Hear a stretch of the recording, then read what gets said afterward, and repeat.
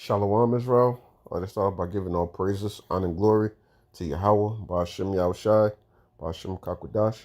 Double ones to the apostles and the elders of Great Millstone. And Shalom to like out there, the ones work of faith and live with love and true sincerity. All right, now I want to get into a quick lesson based upon is Matthew's chapter 6 here. All right, and I'm gonna start at verse 29. It says, "And yet I say," actually verse 28. "And why take ye thought for raiment? Consider the lilies of the field, how they grow. They toil not, neither do they spin. And yet I say unto you, that even Solomon in all his glory was not arrayed like one of these. Wherefore, if Yahweh so clothe the grass of the field, which today is, and tomorrow is cast into the oven, shall he not much more clothe you, O ye of little faith? Therefore take no thought, saying, What shall we eat? Or what shall we drink? Or wherewithal shall we be clothed? For after all these things do the Gentiles seek. For your heavenly Father knoweth that ye have need of all these things. But seek ye first the kingdom of the Most High, and his righteousness, and all these things shall be added unto you. Take no thought for the morrow, for the morrow shall take thought for the things of itself. Sufficient unto the day is the evil thereof." Okay.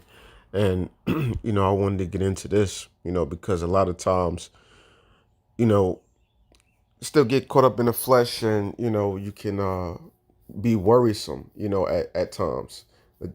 Not that we don't have faith, that the Lord will get through for us, but, times get hard, at times, you just like hoping the Lord gonna come through or wondering how he's exactly going to come through, looking to actually see it happen, when we enter in certain situations. And a lot of times, we may begin to put a lot of pressure upon ourselves, you know, um, when we ought not to, and common saying like how they say in the church, like let let go and let God, to a degree, because it's so much, pressure that we have on a day to day, you know, uh, trying to battle, demons, trying to stay in the spirit, you know, balance our everyday life, so on and so forth.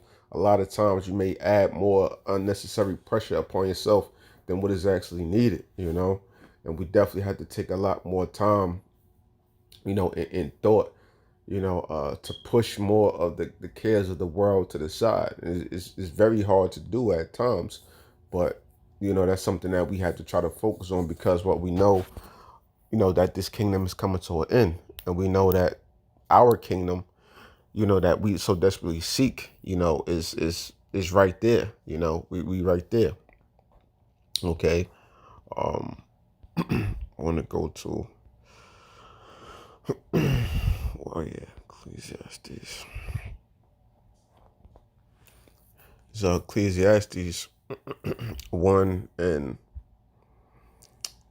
I'm gonna start at verse 4. It says, "One generation passeth away, and another generation cometh, but the earth abideth forever.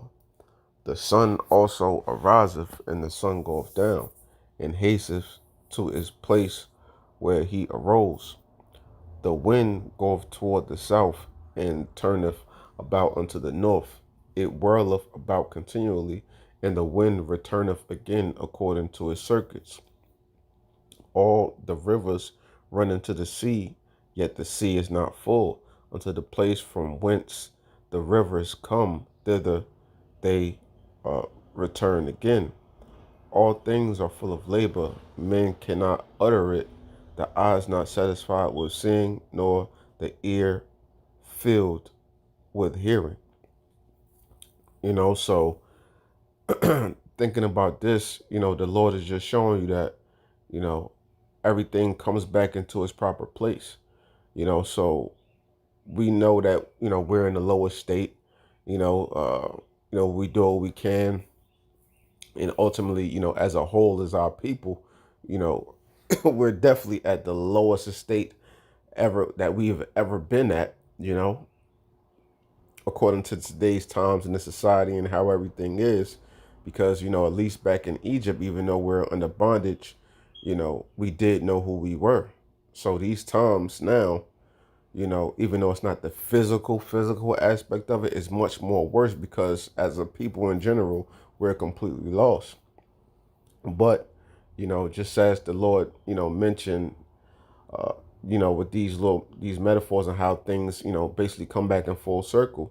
So we're going to come back in full circle into our rightful estate, into our righteous place of power, man. As long as we keep things like that to the forefront of our mind, there's nothing that can stop us. There's nothing that should, utterly get us down. Of course, still have to go through the emotions and basic emotions of the day-to-day life, but on an overall basis, there's nothing that should be keeping us down, knowing the glory that awaits us, man. you know um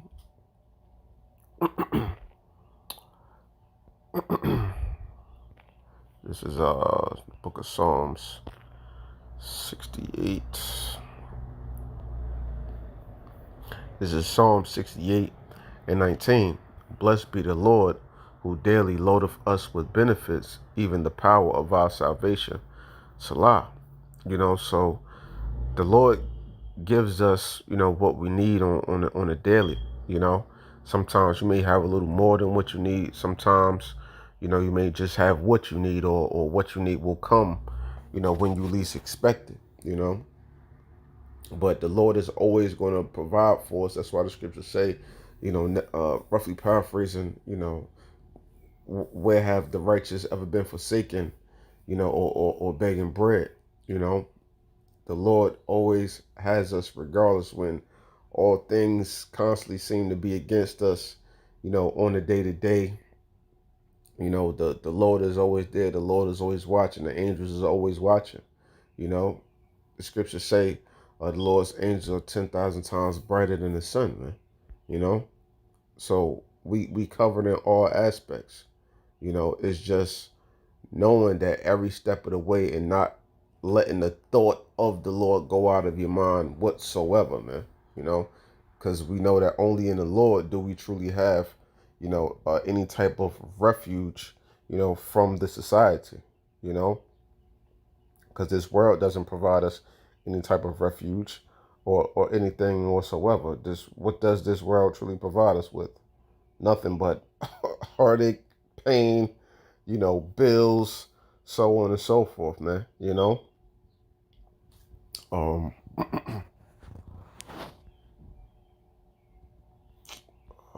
Slovakia. Where was I going? Deuteronomy 28. It's Deuteronomy 28 and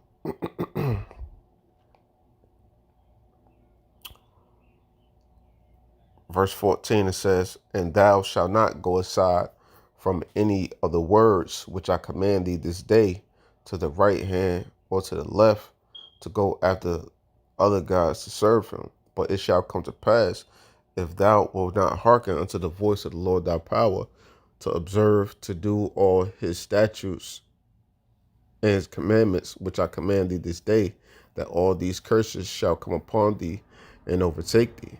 And, we know all of the curses, run down from verse 15 on through the, verse 68. But, at this, knowing this, we got to constantly keep this to the forefront of our minds too, is that this is not our rest.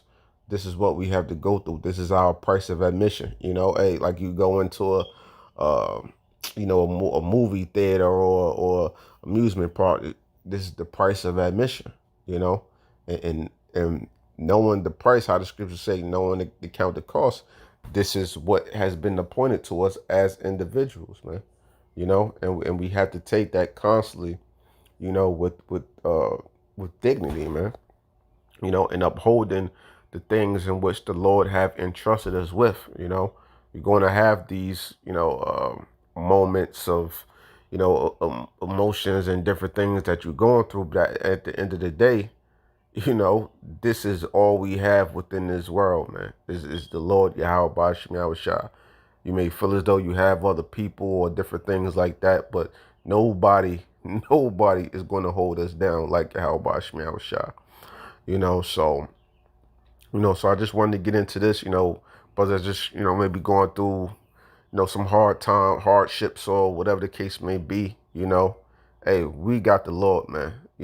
At the end of the day, if you don't got a dollar in your pocket or whatever the case may be, at the end of the day, we know that we spiritually, you know, how one of the music songs go, hey, we them boys, you know what I'm saying? Like, hey, we are Yahweh Bashim Yahushah's men, man. You know, and that weighs far more heavy than anything, that can be measured, within this world, man.